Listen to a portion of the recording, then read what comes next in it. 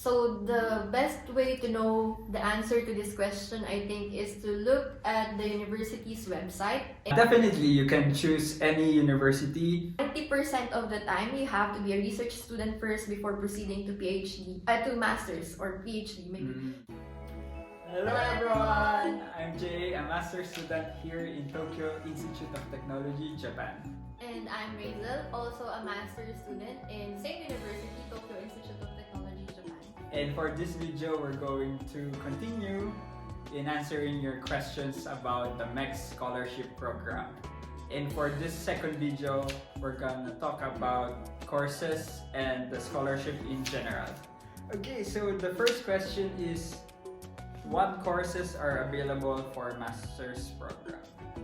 What courses are available? Depending on the university that you'll be applying. So the best way to know the answer to this question, I think, is to look at the university's website and search for the courses that are offered. And especially, I think there will be difference in the naming of the separation of like the departments of the courses. For example, in my case, I studied civil eng in my bachelor's degree in the Philippines. But if I wanted to take master's in structural engineering, I need to apply to an architecture lab, not to a civil engineering lab. Because here in Japan, architecture, inside architecture is structural engineering and design, architectural design. So it's separate from civil eng. So there will be those kind of cases. So better check the website and better check the research studies that are done in the lab of that particular laboratory department. Yeah, but I think almost all fields are covered here in Japan, but there will be some differences like Rachel said, and also maybe in the name of the course. Yeah, and for masters especially, there are transdisciplinary or interdisciplinary courses, so be careful with that also. But I think all courses are fine. And yeah, just check the website for each school you're applying to. Okay. Okay. And I just wanted to add that, for example, in my case, I am under the School of Environment and Society, under the Department of Urban, and it's like I am structural engineering, but look at the names of the school and the department. It's totally not as simple as it should be, I think. So yeah, just be careful. Yeah, be careful. Okay, then the second question is, if you apply through university recommendation, can you choose the university you want? Definitely, you can choose any university. So when you choose a university, you just have to follow the process they have. So each university has their own application process for university recommendation. So for example, for my case, I applied for Tokyo Tech. So I just went to the website of Tokyo Tech and followed all the instructions there. And that will be also the case for other universities like in Kaido University, University of Kyoto. But some schools don't have a university recommendation process. So if you really want to go to that school, you may check embassy recommendation process. Yeah. And then in embassy recommendation process, you can choose 3 universities as compared to university recommendation. Yeah, because you can only apply to either one, so either university recommendation or embassy recommendation. You cannot apply simultaneously. Yes. Yeah. And for university recommendation, it is suggested, I think, or even prohibited. I mean, you can just apply to one school. That's what they say. Or I'm not entirely sure if there's a rule that you can only apply to one university, but usually people just apply to one university at a time. So you should be sure in the university you'll be selected. Yes. Okay. Okay, then the next question is, what's the difference between the research study and the master's program? So speaking for embassy recommendation process, so if you're embassy recommended, you will be applying, if you wanted to take graduate studies, you will be applying to research as a research student or research program. So research program, inside the research program is a research student, a master's student, and a PhD student.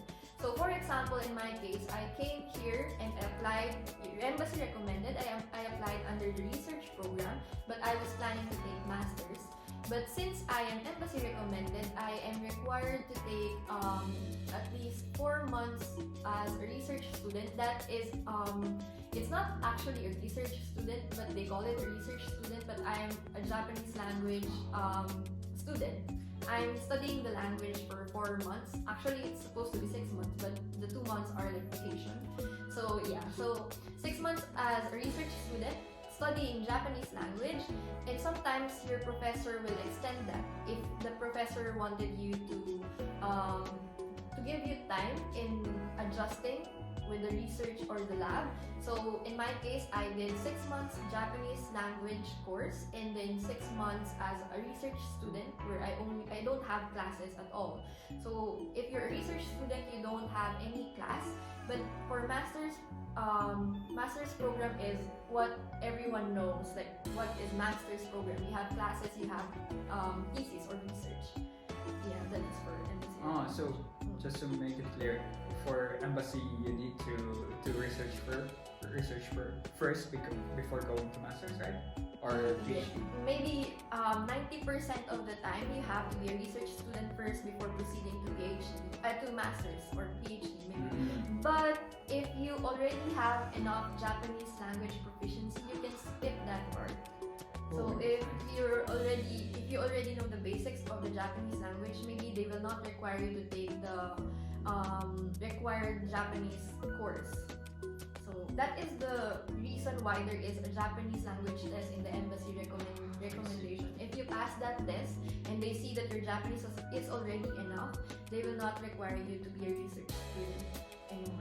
Oh, okay, that's nice. But that will be being a research student will still depend on your sensei.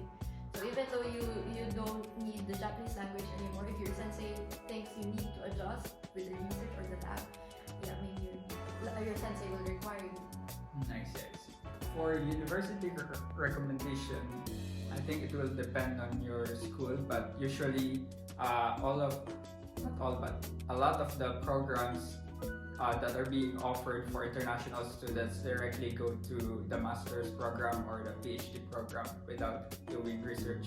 But some professors sometimes have a say about it, so they recommend the student to go for a few months of research first before going directly to master's. But if, for example, I'm university recommended and I wanted to be a research student first before proceeding to master's?